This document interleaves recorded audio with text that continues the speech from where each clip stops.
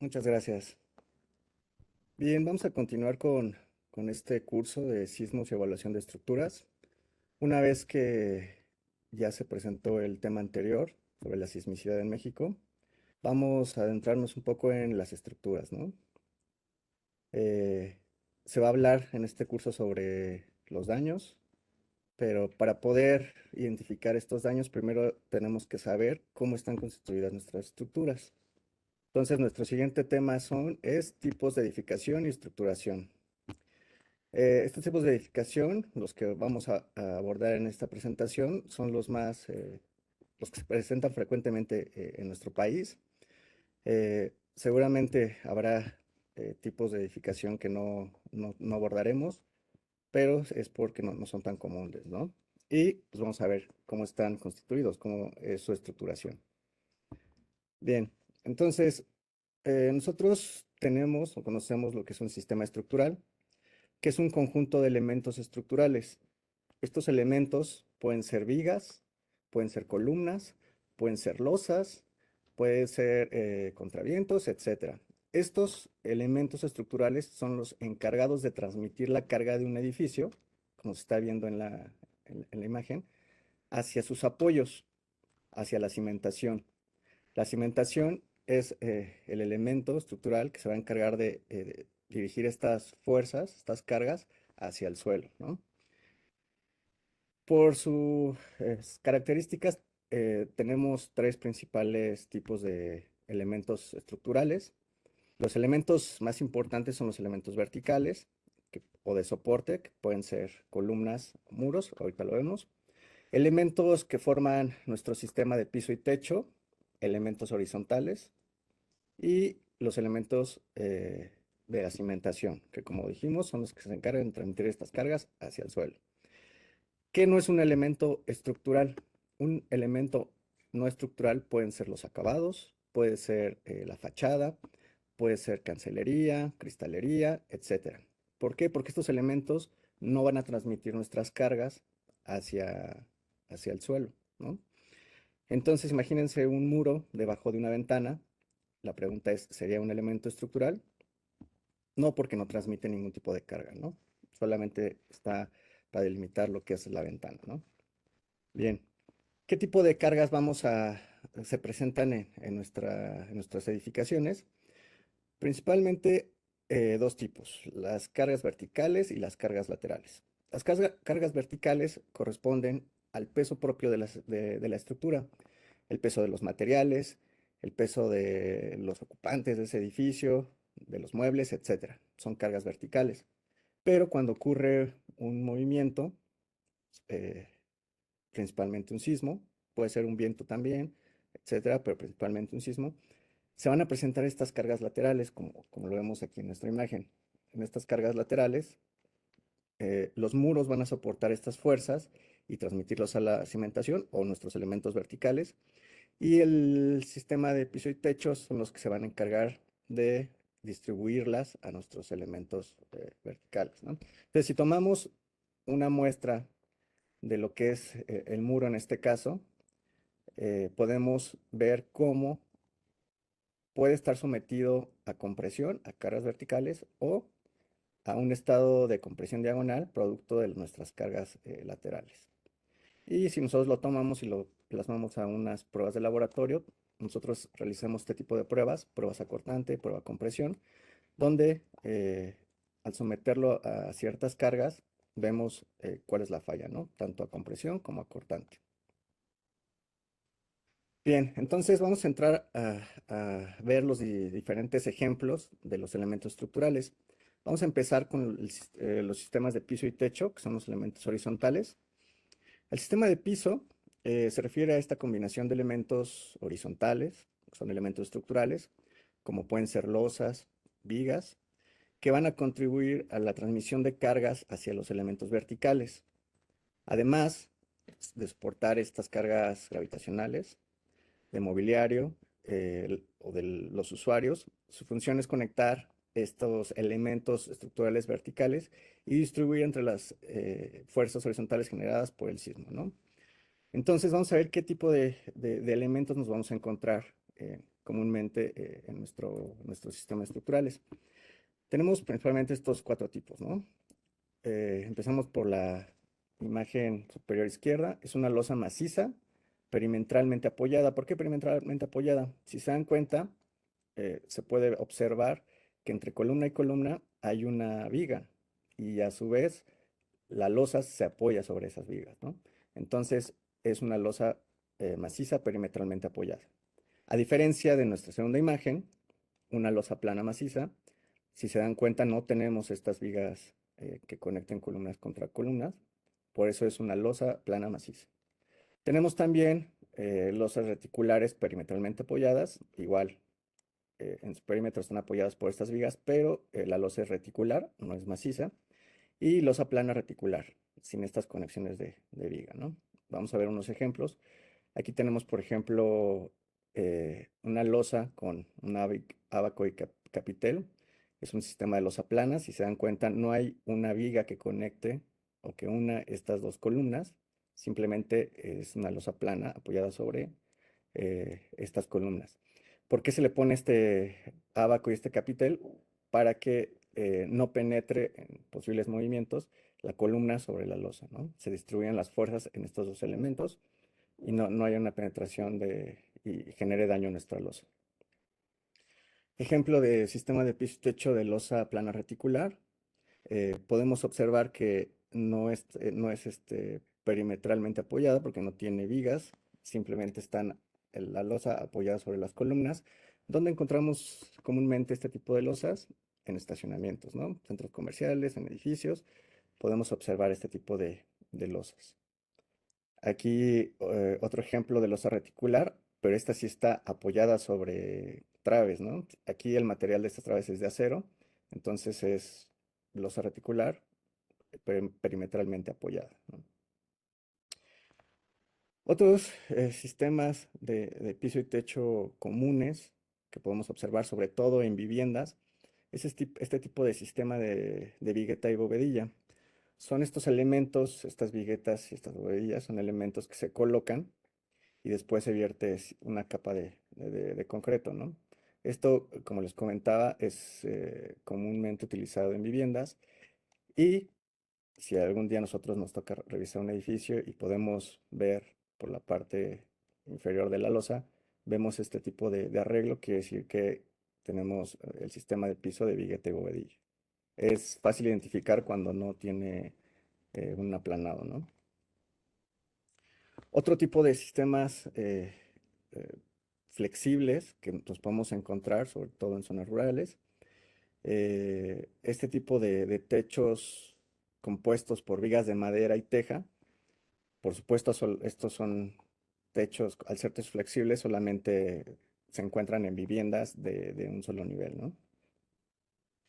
Y otro tipo de ejemplos de techos flexibles, techos compuestos por lámina o otro tipo de materiales precarios, ¿no? Igual, generalmente en zonas rurales encontramos este tipo de techos y los conocemos como techos flexibles.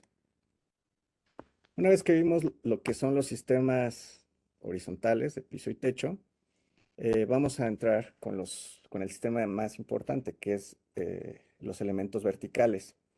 Estos elementos verticales generalmente lo que vamos a encontrar van a ser columnas que a su vez van a formar marcos. Ustedes pueden ver, estas columnas tienen unas vigas o pueden tener traves que las conectan y forman estos marcos. A esto le llamamos un marco. Aquí otro ejemplo de columnas, igual formando estos marcos. Si se dan cuenta, estas columnas siempre van a ser elementos verticales. Otro ejemplo de columnas formando marcos, aquí construidas directamente en el sitio. Es un sistema compuesto de concreto y de acero. Y los muros, ¿no? Que generalmente nuestras viviendas van a estar constituidos por este tipo de elementos, es un sistema como si fuera una columna, pero con una dimensión mayor, ¿no? Esto le vamos a llamar muro. Y por supuesto también hay combinaciones. En nuestro sistema vertical hay edificaciones que están compuestas por muros, como se ve aquí en la imagen, y por columnas. Entonces, estos son los elementos más importantes. En nuestras siguientes ponencias eh, vamos a identificar los daños que se pueden generar en estos elementos. Un ejemplo de un muro de una vivienda, un muro de mampostería. Este muro de concreto, completamente construido de concreto, pero este es de mampostería. ¿Qué le llamamos mampostería? A estas piezas pueden ser de barro recocido, de cemento arena, como tabicones, etcétera. Y las estructuras de mampostería se caracterizan por estar construidas por estas piezas. Vamos a tener diferentes tipos de sistemas construidos con mampostería. El primero y el más común, el que prácticamente el mayor número de viviendas está construido, es la mampostería confinada. ¿A qué le llamamos mampostería confinada? La mampostería confinada es estos muros de los que hablábamos con estas piezas de mampostería, pero está confinada por unos elementos que nosotros llamamos castillos y traves, ¿no? O dalas. Estos elementos no son considerados como columnas, son castillos por sus dimensiones y confinan a este elemento. Se dan cuenta, para poder hablar de una mampostería confinada, este es otro ejemplo. Aquí la pregunta es, ¿esta mampostería es bien confinada o mal confinada? La respuesta es mal confinada. ¿Por qué?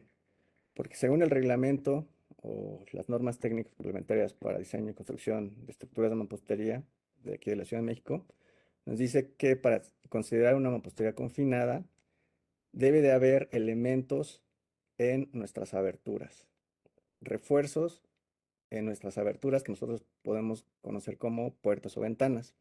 Aquí en la parte inferior derecha son algunas características que debe de cumplir. Por ejemplo, eh, un castillo de otro castillo no debe tener una separación mayor a 4 metros o 1.5 metros de la altura de nuestro entrepiso. Comúnmente, cuando construimos este tipo de viviendas, llamamos algo que se llama autoconstrucción. Esto quiere decir que no nos apoyamos de algún experto o un profesionista de la construcción, sino nosotros mismos o con el apoyo de un maestro albañil construimos nuestras viviendas. ¿Qué pasa? Que a pesar de que los maestros albañiles tienen mucho conocimiento de este tipo de construcciones, pues sí, hay veces que omiten este tipo de elementos, ¿no? Nuestro refuerzo. Les puedo decir que la mayoría de nuestras viviendas construidas con este sistema no tiene estos refuerzos. Los invito a que ustedes se pregunten o su vivienda tiene este tipo de refuerzo, como se ve aquí en esta imagen, estos castillos que deben de ir aquí en cada abertura, que pueden ser castillos más con una sección menor que los castillos laterales o los que confinan, pero que sí deben de existir. Otra característica que debe de cumplir es que debe de haber castillos en pretiles, en los medios muros que están en la parte superior de nuestra vivienda, deben de tener dalas y castillos que confinen también. Hay veces que solamente ponemos nuestras piezas, que es lo que pasa que cuando viene un movimiento puede tirar este tipo de elementos, que aunque no son elementos estructurales porque no están soportando nada, sí pueden generar algún tipo de daño, sobre todo si va pasando alguna persona, ¿no? O a los propios ocupantes de nuestra vivienda. Otra característica para considerar una mampostería bien confinada, la separación entre dala y dala no debe ser mayor a 3 metros. Si tenemos un entrepiso mayor de 3 metros que lo queremos hacer un piso alto, con techo alto, debemos de meterle una dala intermedia si mide más de 3 metros. ¿Ok? Entonces, esta imagen que tenemos aquí, aunque tiene castillos que confinan nuestras piezas de mampostería, la vamos a considerar como una mampostería mal confinada. ¿Qué otro tipo de sistema de mampostería o de edificación de mampostería tenemos? Tenemos esta que le denominamos hueca con refuerzo interior. Si ustedes pueden observar la imagen, no vemos o no logramos ver estos castillos que vemos aquí en esta, ¿no? O sea, aquí no los vemos. ¿Por qué? Porque el refuerzo está interno, ¿no? Estas piezas son huecas y en ciertas, sobre todo en intersección de muros, en fin de muro y a cada cierta distancia, eh, estas piezas huecas llevan acero de refuerzo interior y rellenas por una revoltura de concreto, ¿no? Estos son los elementos que están reforzados interiormente en estas piezas. ¿Dónde encontramos comúnmente este tipo de sistemas estructurales? Pues sobre todo en unidades, ¿no? Unidades habitacionales, donde se construyen varios departamentos y están construidos con este tipo de mampostería, con refuerzo interior. Algunos con castillos y dalas visibles, pero generalmente los castillos no se logran ver. ¿Cuál es la importancia, cuál es la dificultad de este tipo de construcción? Que al momento de que se vierte el concreto dentro de nuestras celdas huecas con el refuerzo, debemos de tener cuidado en que tenga un perfecto vibrado para que no existan huecos, ¿no? Porque hay veces que luego vamos a realizar visitas de evaluación a algún edificio de este tipo de características donde ya hay daño y se descubren los huecos de las piezas y vemos cómo no se rellenó perfectamente este tipo de huecos con concreto. Entonces, esa es una de las características que debemos de tener cuidado para este tipo de sistemas. ¿Ok?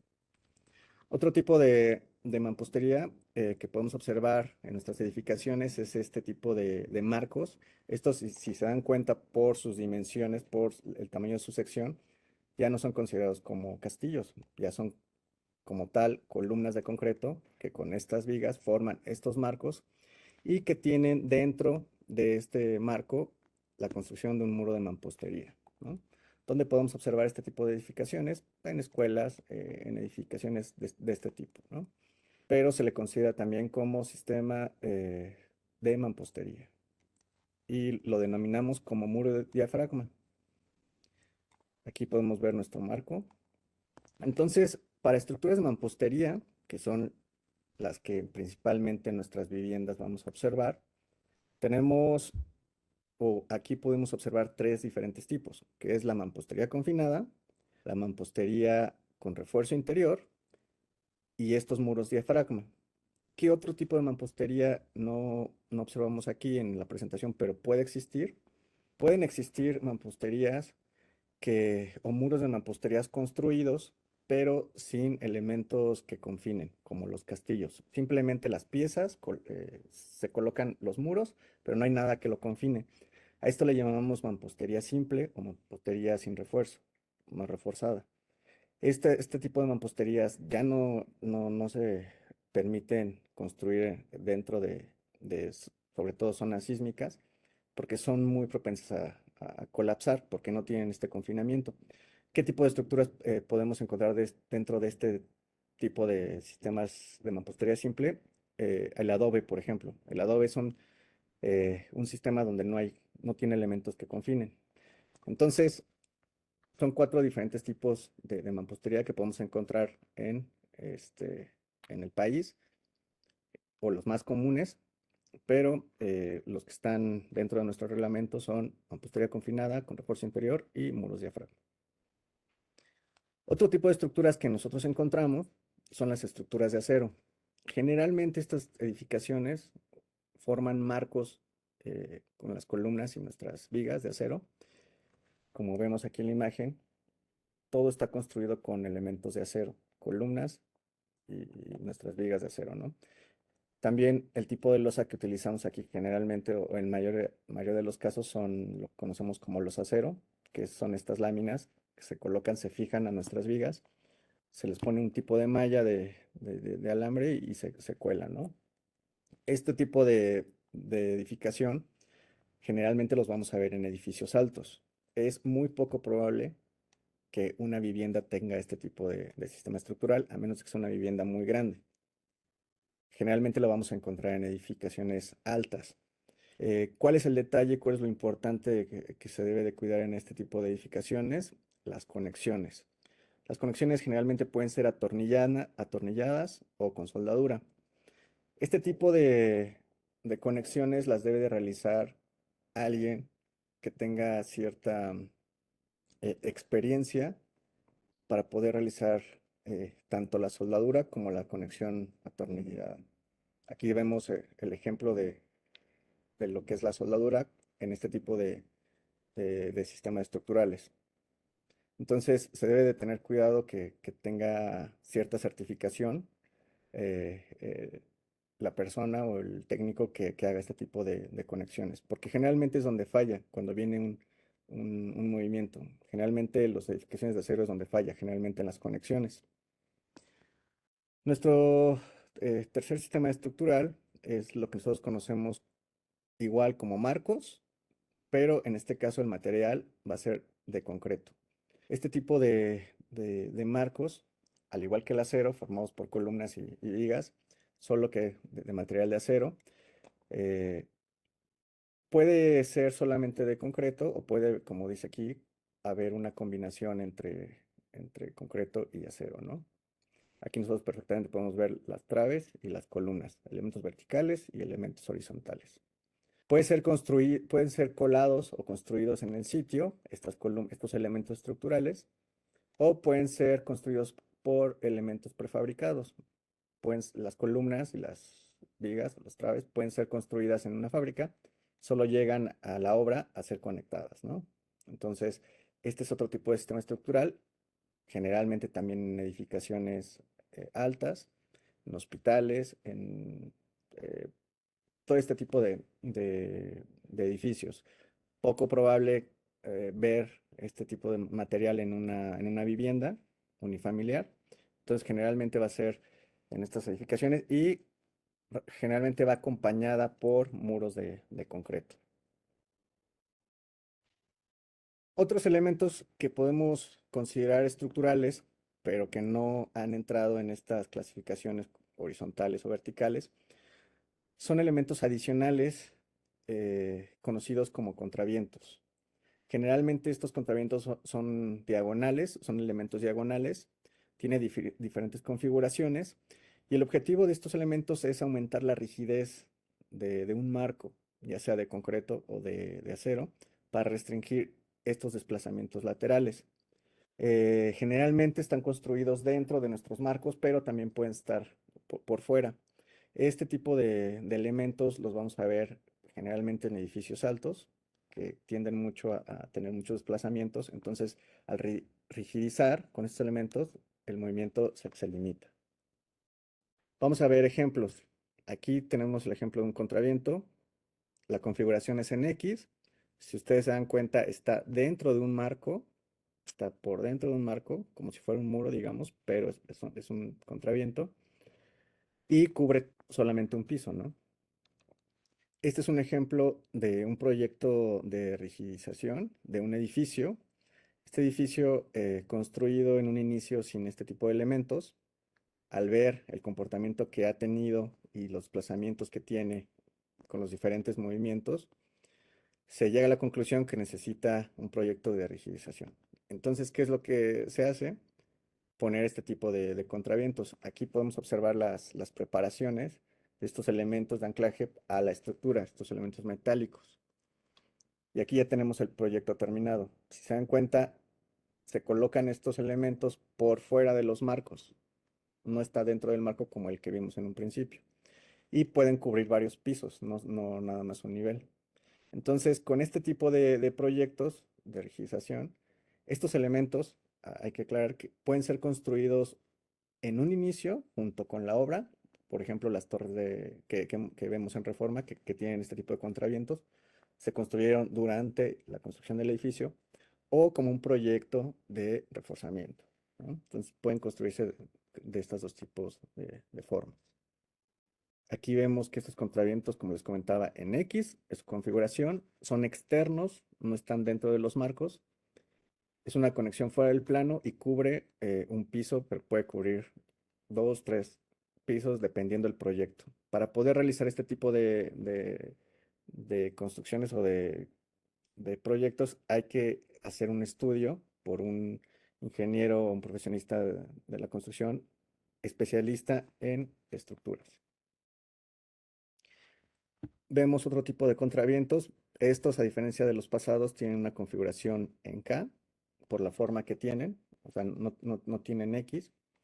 Cubren igual solamente un nivel y tienen este tipo de atizadores para no generarle daño a nuestras vigas, ¿no? Este es otro tipo de contravientos que podemos observar en nuestras edificaciones. Entonces son elementos que no son ni verticales ni horizontales, pero que también consideramos como elementos estructurales. Aquí tenemos el ejemplo de cómo se mueve un edificio, ¿no? Vamos a suponer, digo muy burdamente, que tenemos un edificio. Estas regletas de acrílico azules son nuestros elementos verticales, que en este caso vamos a considerar como columnas, y estos elementos horizontales, hechos de madera, son nuestros sistemas de piso y techo, ¿ok? Entonces, un edificio muy simple, lo vamos a someter a ciertas cargas, ¿no? Entonces, ¿qué pasa con el edificio? Si aplicamos este movimiento o hacemos que la base o el suelo, en este caso, se mueva, como si fuera un sismo, podemos ver el movimiento que tiene, ¿no? ¿Se acuerdan de lo que vimos en las primeras diapositivas? Comentábamos sobre las cargas laterales. A lo mejor cuando les dije estas cargas laterales, se nos hacía un poco difícil de poder imaginarlas, ¿no? Entonces nuestra edificación va a estar sometida a dos cargas. Cargas verticales, productos del peso, de los ocupantes, etcétera, y de estas cargas laterales. Aquí hacemos una analogía de lo que es el movimiento en el suelo, como en esta, pero nosotros lo transformamos a cargas laterales y se dan cuenta aplicadas en el entrepiso, que estas a su vez las van a distribuir a nuestros elementos verticales hasta la cimentación, ¿ok?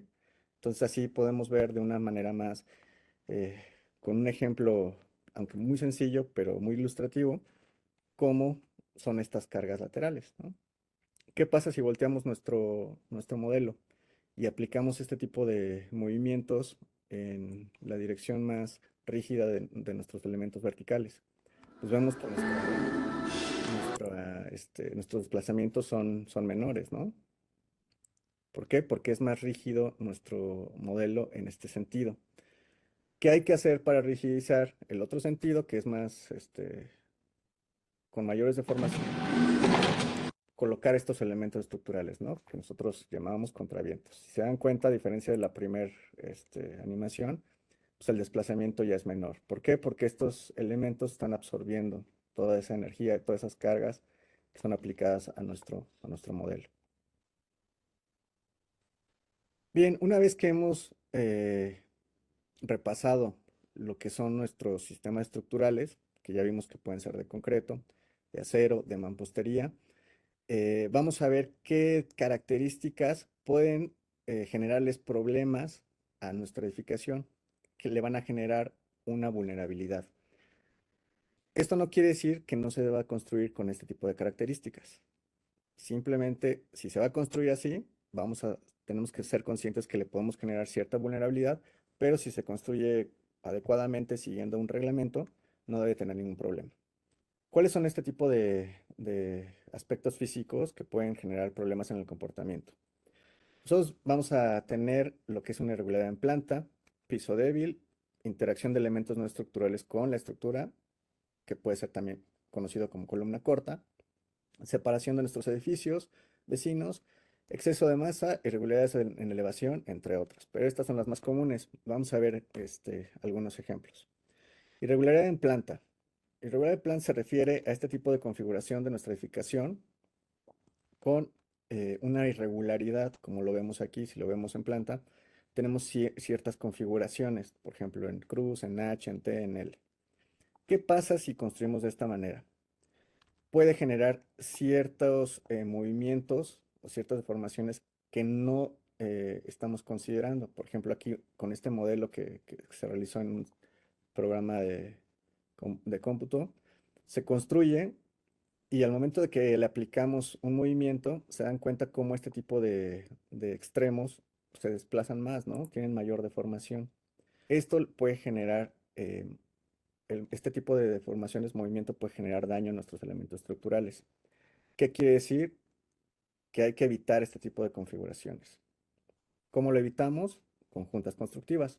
Si voy a construir con estas configuraciones, puedo dividir este edificio en H que está construido de con un solo cuerpo en diferentes cuerpos rectangulares que son más uniformes, más al momento de que venga un movimiento, cada uno se va a mover de forma separada, independiente y de un movimiento más que no va a generar tanto daño, ¿no?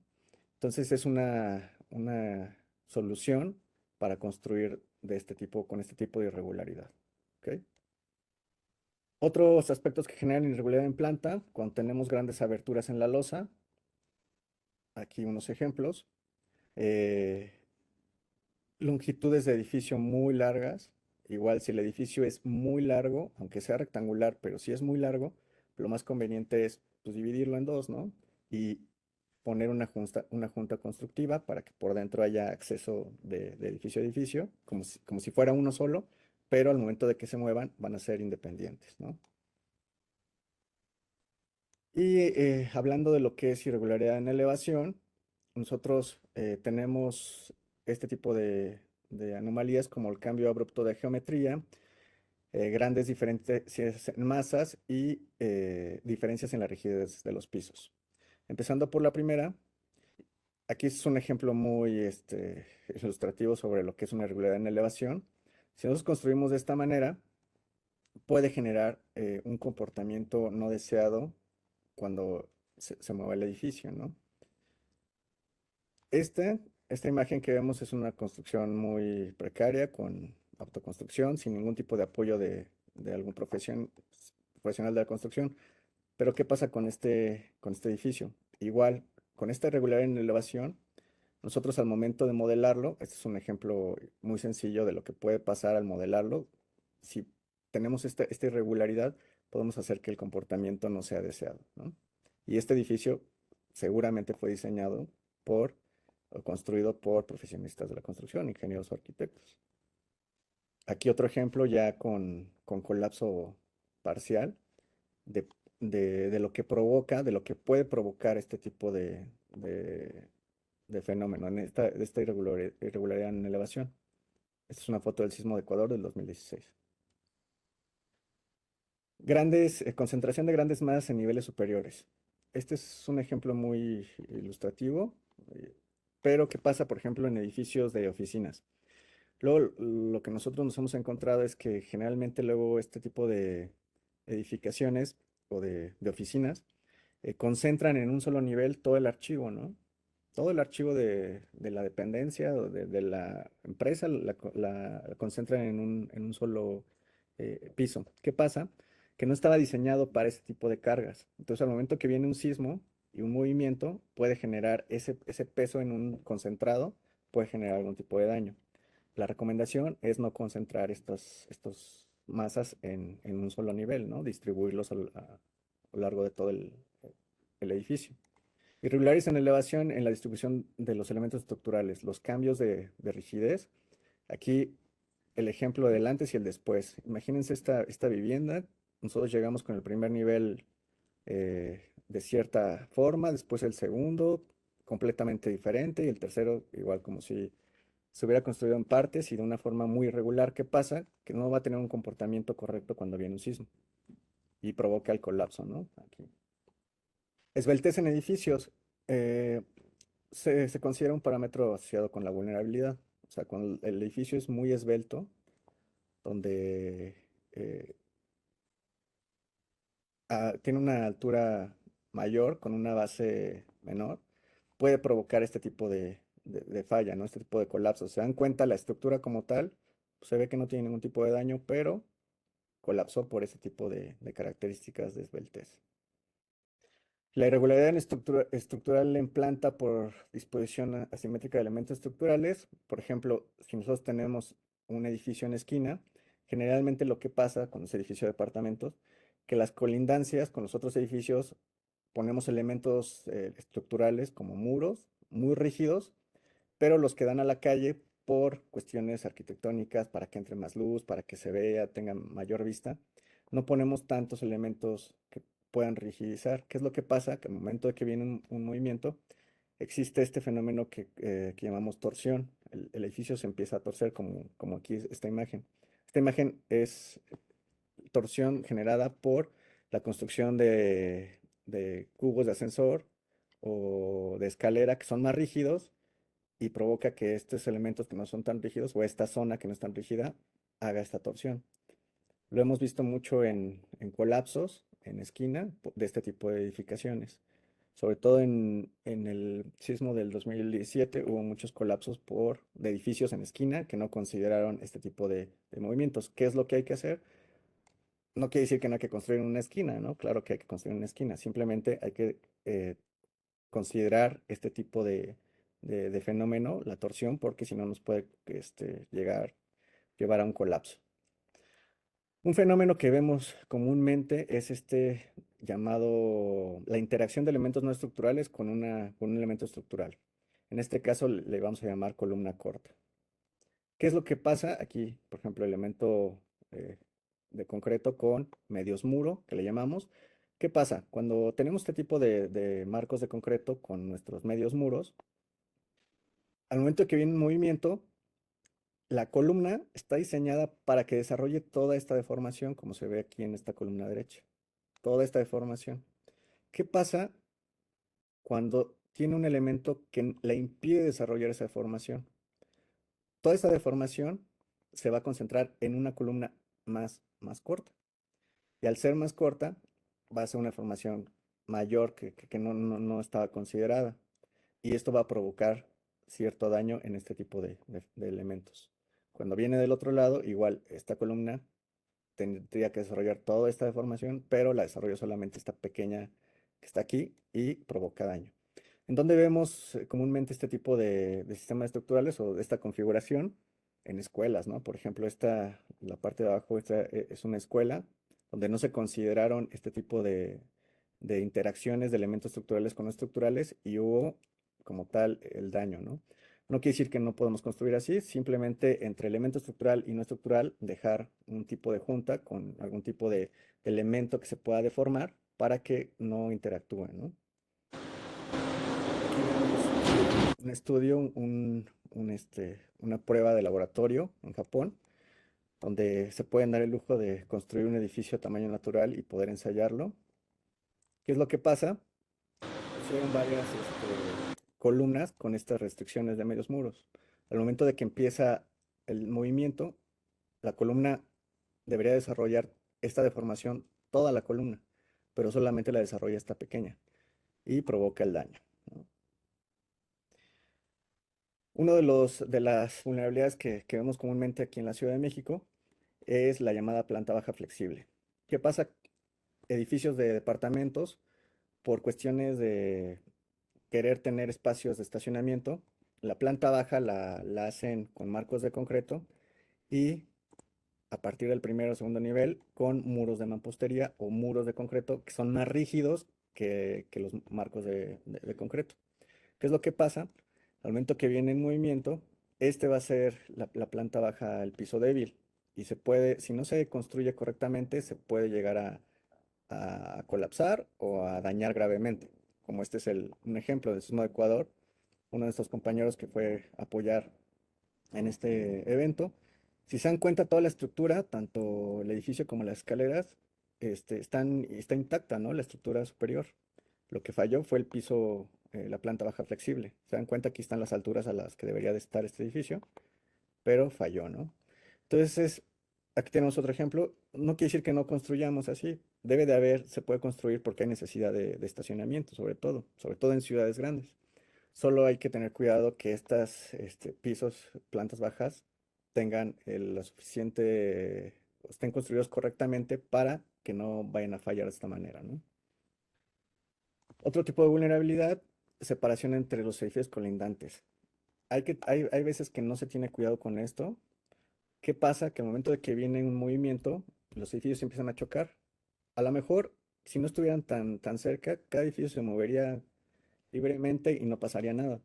Pero al momento de chocar, estos choques generan ciertas fuerzas que pueden provocar hasta colapsos, ¿no? Como es la imagen de la derecha. Aquí también hay un daño importante y un colapso parcial en los niveles intermedios. Entonces, aquí hay unas recomendaciones de lo que se debe de hacer para dejar este tipo de separación. También, aunque es viviendas que no son muy altas, también el reglamento nos dice que debe de tener cierta separación del vecino con el edificio vecino, ¿no? Otros problemas de estructuración que pueden generar vulnerabilidad en la edificación, edificios con elementos estructurales no continuos. Por ejemplo, aquí vemos que nuestro elemento horizontal no continúa con esta parte, ¿no? Es mejor o es recomendable que sea uno solo, ¿no? Que continúen estos elementos, porque si de por sí cuando viene un movimiento, todos los edificios se van a mover, es muy difícil predecir cómo se van a mover. Si supiéramos exactamente cómo se va a mover un edificio o cómo va a venir el movimiento, podríamos ser estructuras que resistan todo, ¿no? Pero el movimiento es muy aleatorio. Esto genera un comportamiento que nosotros, como ingenieros o arquitectos, tratamos de predecir y en eso están enfocados nuestro reglamento, nuestras normas, pero es complicado. Y más si le agregamos estos elementos que van a hacer que el movimiento sea todavía más eh, no tan uniforme, pues le vamos a agregar más vulnerabilidad, ¿no? Esto es importante, estructuras con vigas de mayores dimensiones que las columnas. Siempre se recomienda que las columnas sean de mayores dimensiones, ¿no? Que las vigas. Entonces, si tenemos vigas, como está aquí, con mayores dimensiones que las columnas, le estamos provocando una vulnerabilidad. Esto se debe de evitar, ¿no? Y muros diafragmas sin refuerzo adecuado, ¿no? Aquí, por ejemplo, el refuerzo no es adecuado en estos muros. Son problemas o vulnerabilidades que podemos generar. Otra característica importante, sobre todo aquí en la Ciudad de México y en ciudades del Pacífico, es la fecha de construcción. ¿Por qué? Porque, como comentaba el maestro Jonathan en la ponencia pasada, después del sismo del 85 cambió completamente la forma en que se construye, sobre todo aquí en la Ciudad de México. Los reglamentos son más estrictos, se van actualizando siendo más estrictos, pero hay muchas edificaciones que fueron construidas antes de ese sismo, ¿no? Que ahorita todavía siguen en pie. ¿Qué pasa? Generalmente todo el país, municipios y estados deben de tener su propio reglamento de construcción, porque no es lo mismo construir aquí en la Ciudad de México que construir, por ejemplo, en Yucatán, ¿no? Tanto el suelo es diferente, las condiciones son diferentes, como los eventos que lo quejan, ¿no? Como el sismo, lo que preguntaban, ¿por qué en la península no se tiene registro de eso? Porque los sismos se dan en otras zonas, ¿no?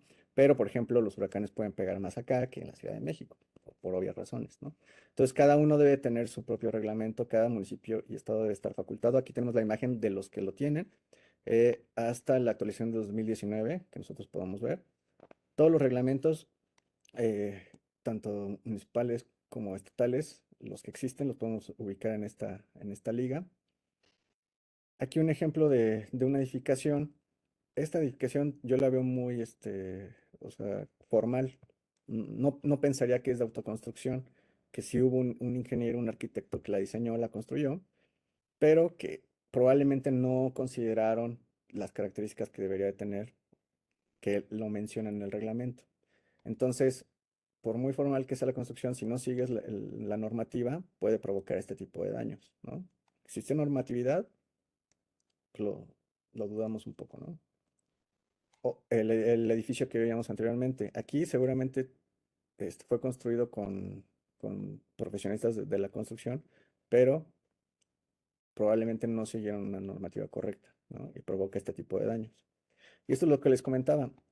Todos estos edificios que fueron construidos antes de las normativas actuales, antes del reglamento del 87, por ejemplo, son dos ejemplos de la misma columna para el mismo edificio, pero construido en el 66 y construido con el reglamento del 87.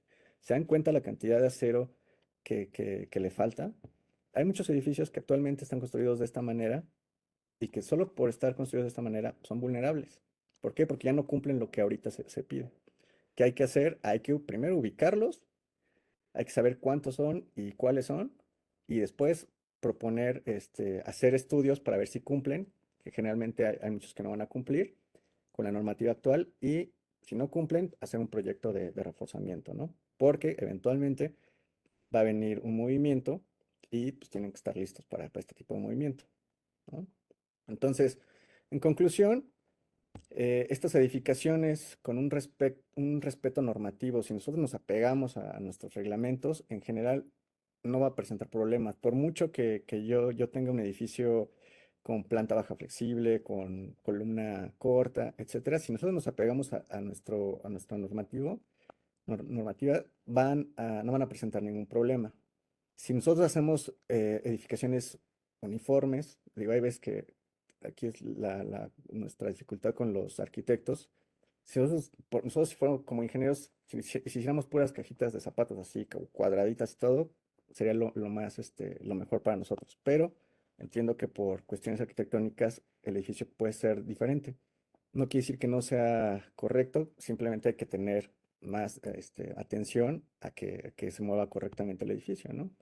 Y pues, eh, si existe esta normativa, pero si no hay alguien que obligue a respetarla, pues también vamos a tener problemas, ¿no? Entonces, espero que con esta presentación nosotros, primero, podamos identificar, ahorita nosotros podemos salir a la calle y decir, ese edificio es construido con mampostería confinada. Ese edificio es construido con marcos de concreto. Primero que nada, identificar los sistemas estructurales que nosotros tenemos. Seguramente va a haber otro tipo de sistemas que no abordamos aquí porque no son comunes, ¿no? Los que presentamos son los más comunes en la República, pero eso es lo importante, identificarlos, ver cómo están constituidos y observar también esas características que pueden hacerlos vulnerables, ¿no? Entonces, bueno, de mi parte sería todo. Espero haya sido de su interés esta plática, y bueno, estoy a sus órdenes.